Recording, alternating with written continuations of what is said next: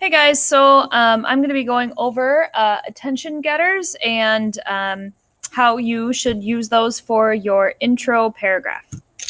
So, what is an attention getter? It gets someone's attention, turns out. Think about it this way: no one has to read your paper, view your project, except me and your history teacher. So, your job is to capture people's attention so that they want to read your paper, and you do that with an attention getter. So here are 5 ideas for attention getters. I'm going to go over them with what they are in the next slide. Oh, not the next slide. So before you do your attention getters, you want to make sure you have your thesis statement ready because you don't want to repeat yourself in the attention getter. So I pasted in my example thesis statement here. So here are those 5 different attention getters. And then I wrote examples for my project. So a strong statement is really just another word for an opinion, okay? That's kind of going to like shock people maybe a little bit. So before Catherine Switzer, professional endurance sports was the most sexist arena of sports. So that's a pretty strong statement. Next thing is an interesting fact, just something interesting that somebody's going to want to learn about. So here's mine. The Boston Marathon is the oldest continually run marathon in the world. Kind of an interesting fact.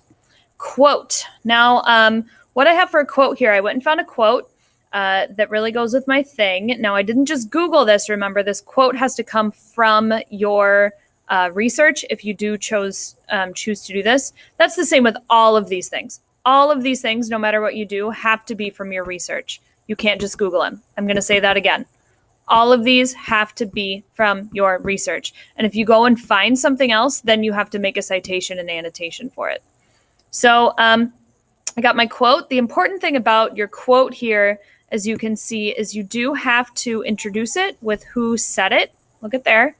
I have a comma after that, and then I have my quotation marks, and then I have a period right there in between the last word and the quotation marks. That's super important. If you don't do that right, that's going to get points taken off. So please make sure you follow my example if you use a quote. A statistic. A full marathon is 26.2 miles and takes the average person, I got a typo, takes the average person 4 hours and 47 minutes. So that's a statistic. Short story or an anecdote. During Catherine Switzer's run, race official Jack Simple attempted to stop Switzer and grab her official bib. However, he was shoved to the ground by Switzer's boyfriend, Thomas Miller, who was running with her, and she completed the race. So I got a little short story. So remember, those are your 5 options. All of them have to come from your research.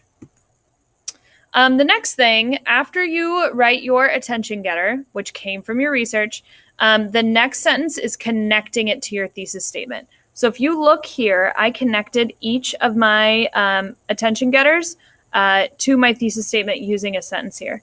So before Catherine Switzer, a professional endurance sports is the most sexist arena of sports.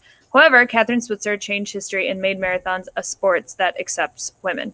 So then I explained it. Okay, so you write an attention getter, you write a sentence that explains it, connects it to your thesis. Then you add your thesis in there, and it's your intro paragraph, okay? Just so you don't get confused, it's your attention getter plus that explanation sentence plus your thesis statement, and that's your intro paragraph. So here's mine. I took that attention getter, I took my explanation sentence, and then I put my thesis statement on there. Okay, so that is your intro paragraph. Hopefully it won't take you too long. So if you forget what you're doing, you have attention getter plus explanation plus thesis statement. That equals your intro paragraph.